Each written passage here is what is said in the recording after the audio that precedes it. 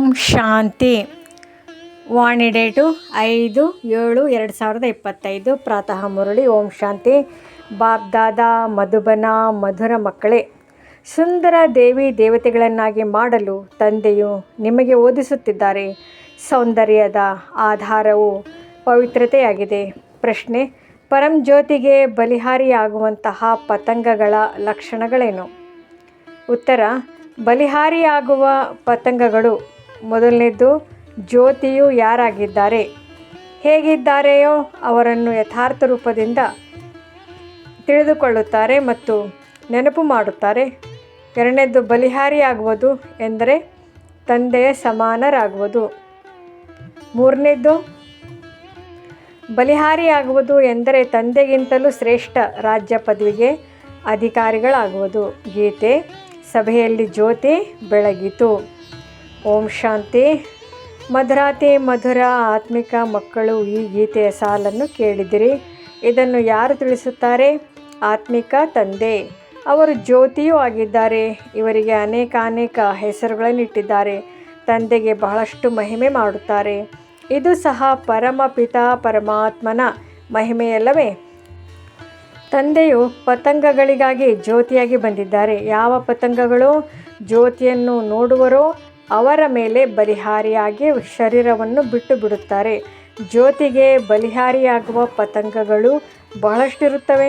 ಅದರಲ್ಲಿಯೂ ವಿಶೇಷವಾಗಿ ದೀಪಾವಳಿಯಂದು ಬಹಳಷ್ಟು ದೀಪಗಳನ್ನು ಬೆಳಗಿಸಿದಾಗ ಚಿಕ್ಕ ಅನೇಕ ಕೀಟಗಳು ರಾತ್ರಿಯಲ್ಲಿ ಸತ್ತು ಹೋಗುತ್ತವೆ.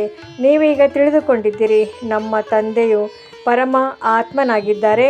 ಅವರಿಗೆ ಹುಸೇನನೆಂದು ಹೇಳಲಾಗುತ್ತದೆ.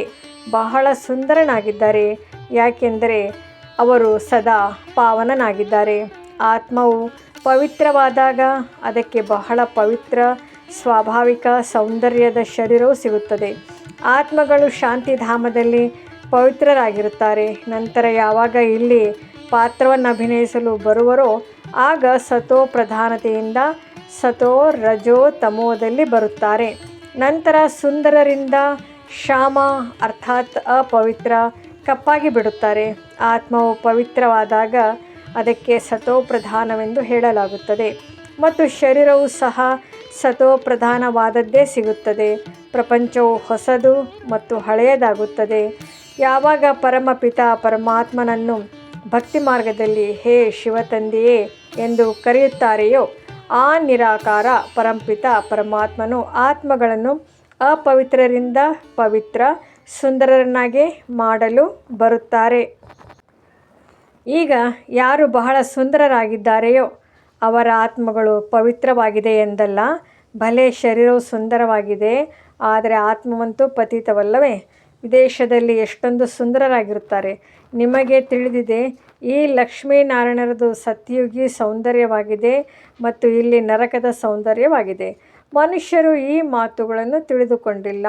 ಮಕ್ಕಳಿಗೆ ತಿಳಿಸಲಾಗುತ್ತದೆ, ಇದು ನರಕದ ಸೌಂದರ್ಯವಾಗಿದೆ. ನಾವೀಗ ಸ್ವರ್ಗಕ್ಕಾಗಿ ಸ್ವಾಭಾವಿಕ ಸುಂದರರಾಗುತ್ತಿದ್ದೇವೆ.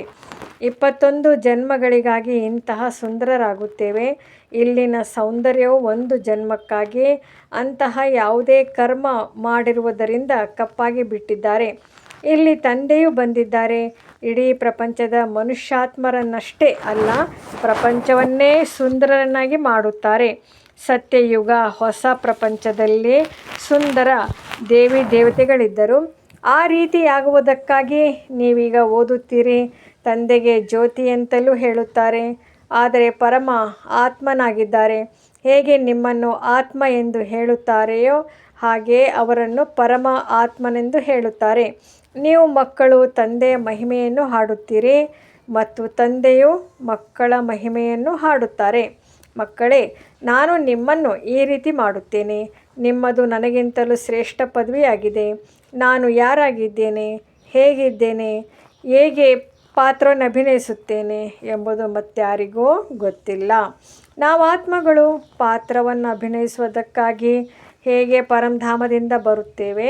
ನಾವು ಶೂದ್ರ ಕುಲದಲ್ಲಿದ್ದೆವು, ಈಗ ಬ್ರಾಹ್ಮಣ ಕುಲದಲ್ಲಿ ಬಂದಿದ್ದೇವೆಂಬುದನ್ನು ನೀವು ಮಕ್ಕಳೇ ತಿಳಿದುಕೊಂಡಿದ್ದೀರಿ. ಈ ಬ್ರಾಹ್ಮಣ ವರ್ಣವು ಸಹ ನಿಮ್ಮದೇ ಆಗಿದೆ. ಮತ್ಯಾವುದೇ ಧರ್ಮದವರಿಗಾಗಿ ಈ ವರ್ಣವಿಲ್ಲ.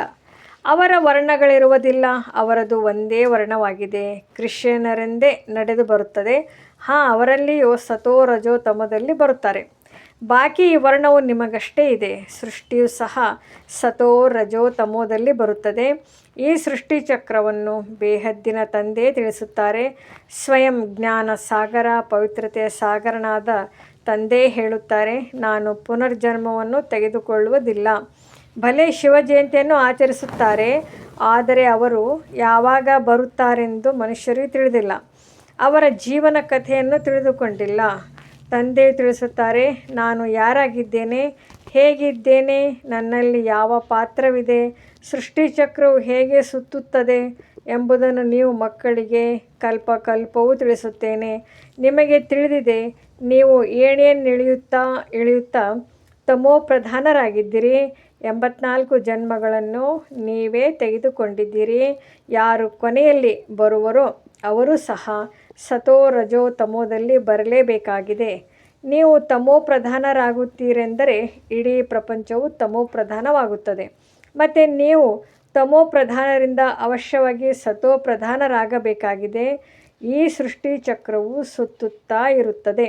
ಈಗ ಕಲಿಯುಗವಿದೆ, ಇದರ ನಂತರ ಸತ್ಯುಗವು ಬರುವುದು. ಕಲಿಯುಗದ ಆಯುಸ್ಸು ಪೂರ್ಣವಾಯಿತು.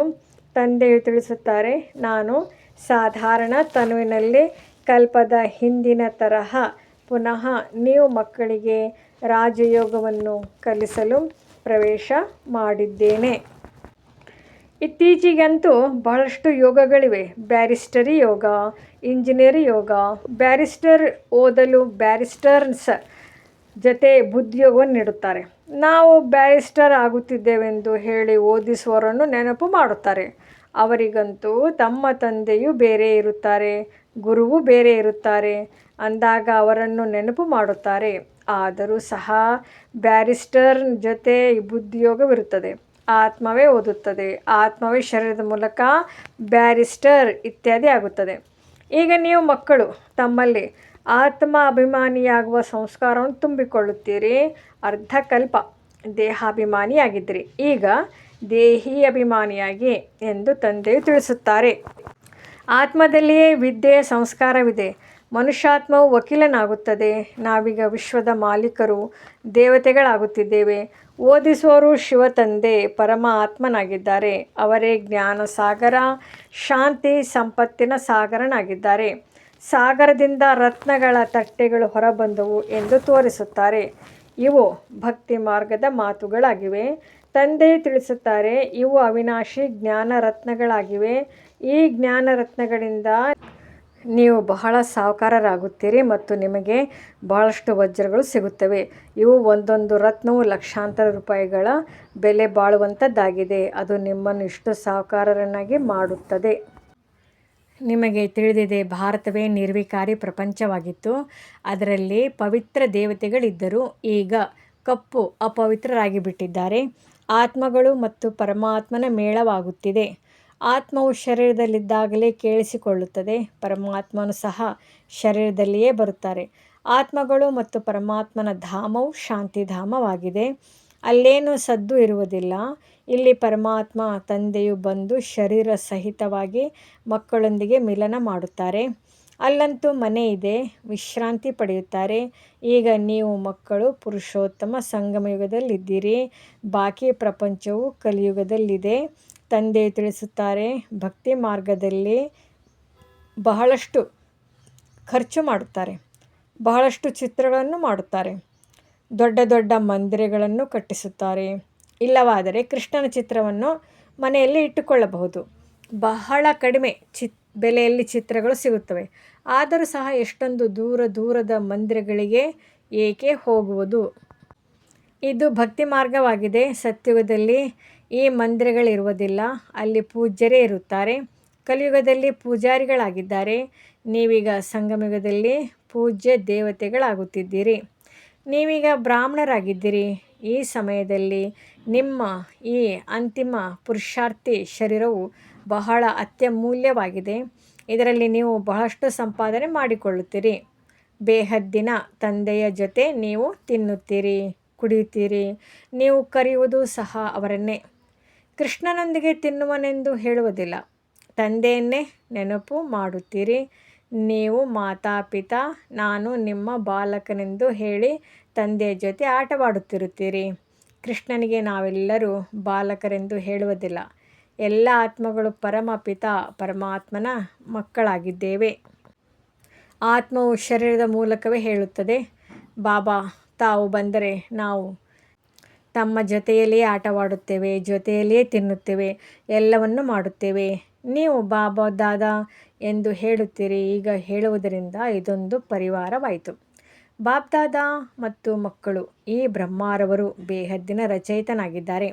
ತಂದೆಯು ಇವರಲ್ಲಿ ಅಂದರೆ ಬ್ರಹ್ಮಾರವರಲ್ಲಿ ಪ್ರವೇಶ ಮಾಡಿ ಇವರನ್ನು ದತ್ತು ತೆಗೆದುಕೊಳ್ಳುತ್ತಾರೆ. ನೀವು ನನ್ನವರಾಗಿದ್ದೀರಿ ಎಂದು ಇವರಿಗೆ ಹೇಳುತ್ತಾರೆ. ಇದು ಮುಖ ವಂಶಾವಳಿಯಾಗಿದೆ. ಹೀಗೆ ಸ್ತ್ರೀಯನ್ನು ದತ್ತು ಮಾಡಿಕೊಳ್ಳುತ್ತಾರಲ್ಲವೇ, ನೀನು ನನ್ನವಳೆಂದು ಹೇಳುತ್ತಾರೆ. ಅದು ಸಹ ಮುಖ ವಂಶಾವಳಿಯಾಯಿತು.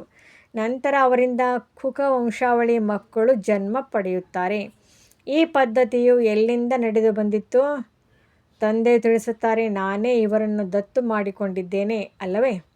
ಇವರ ಮೂಲಕ ನಿಮ್ಮನ್ನು ದತ್ತು ಮಾಡಿಕೊಳ್ಳುತ್ತೇನೆ.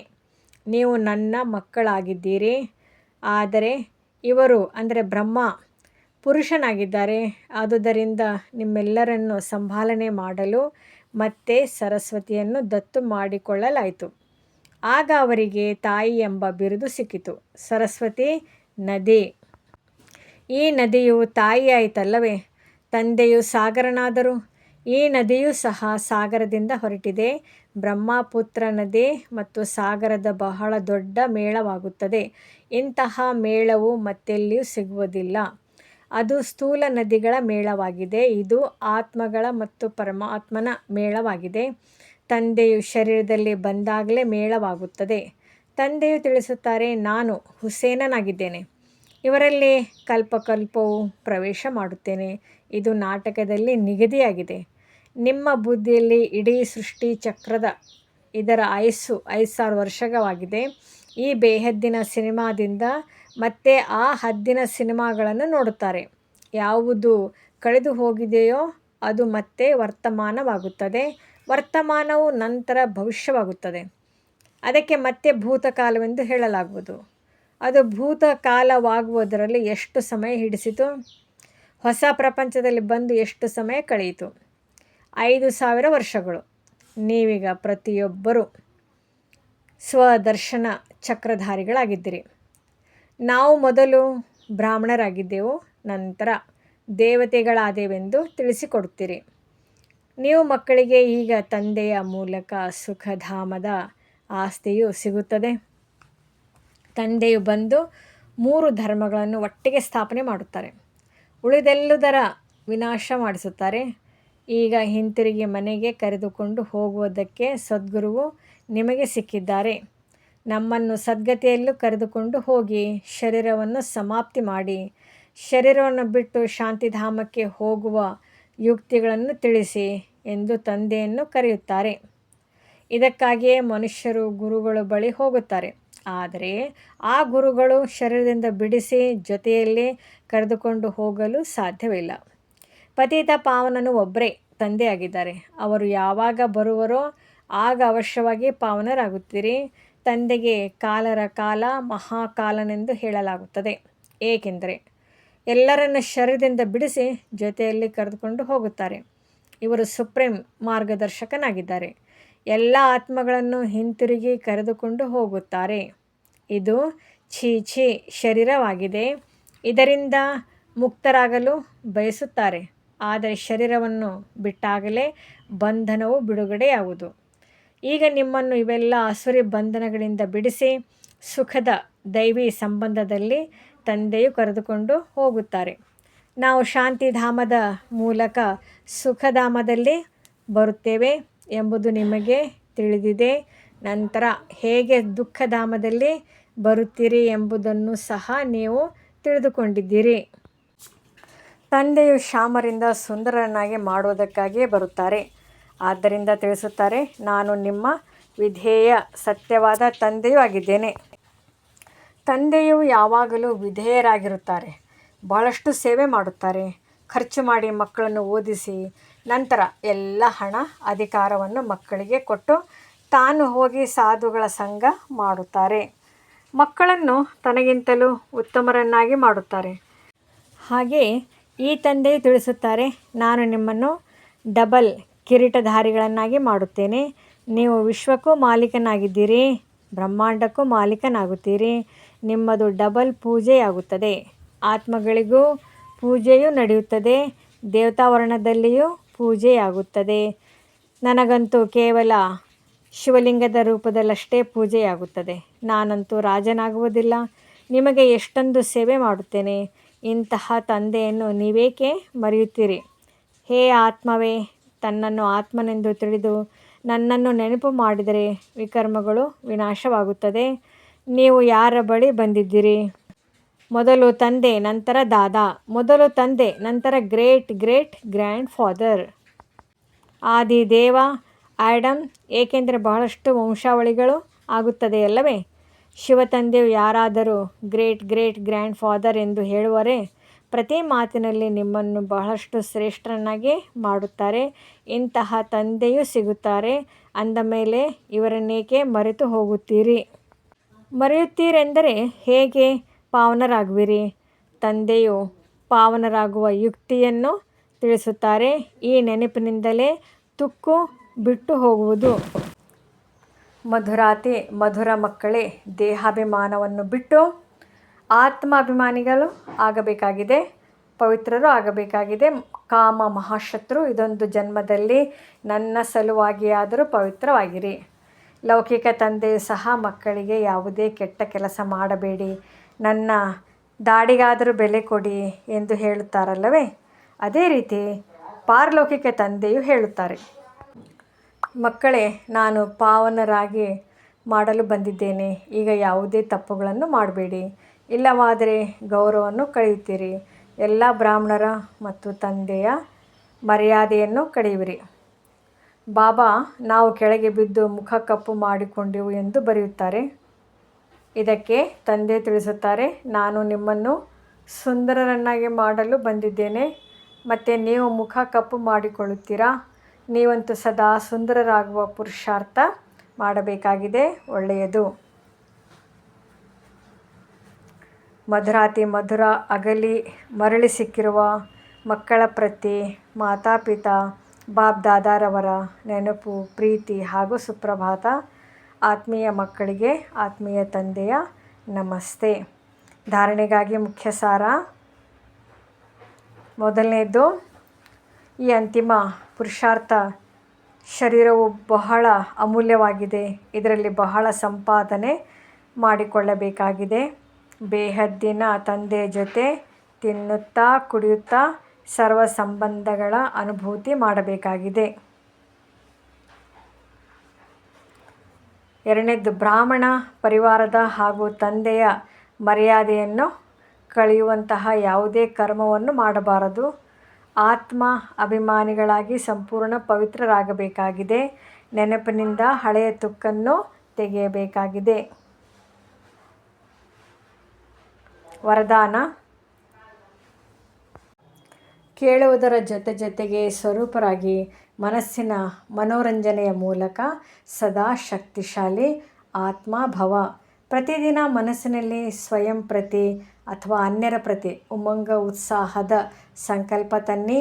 ಸ್ವಯಂ ಸಹ ಅದೇ ಸಂಕಲ್ಪದ ಸ್ವರೂಪರಾಗಿ ಮತ್ತು ಅನ್ಯರ ಸೇವೆಯಲ್ಲಿಯೂ ಸಹ ತೊಡಗಿಸಿ. ಆಗ ತಮ್ಮ ಜೀವನ ಸಹ ಸದಾ ಕಾಲಕ್ಕಾಗಿ ಉತ್ಸಾಹವುಳ್ಳದ್ದಾಗಿ ಬಿಡುವುದು ಮತ್ತು ಬೇರೆಯವರಿಗೂ ಸಹ ಉತ್ಸಾಹ ತರಿಸುವಂತರಾಗಲು ಸಾಧ್ಯ. ಹೇಗೆ ಮನೋರಂಜನೆಯ ಪ್ರೋಗ್ರಾಮ್ ಆಗುವುದು, ಅದೇ ರೀತಿ ಪ್ರತಿದಿನ ಮನಸ್ಸಿನ ಮನೋರಂಜನೆಯ ಪ್ರೋಗ್ರಾಮ್ ಮಾಡಿ. ಏನು ಕೇಳುವಿರಿ ಅದರ ಸ್ವರೂಪರಾದಾಗ ಶಕ್ತಿಶಾಲಿ ಆಗಿಬಿಡುವಿರಿ.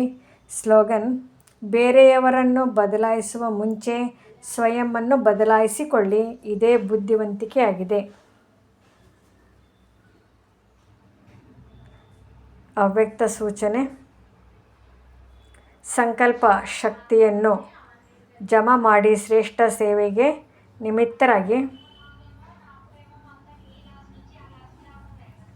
ಎಲ್ಲದಕ್ಕಿಂತ ತೀವ್ರಗತಿಯ ಸೇವೆಯ ಸಾಧನವಾಗಿದೆ ಶುಭ ಹಾಗೂ ಶ್ರೇಷ್ಠ ಸಂಕಲ್ಪಗಳ ಶಕ್ತಿ.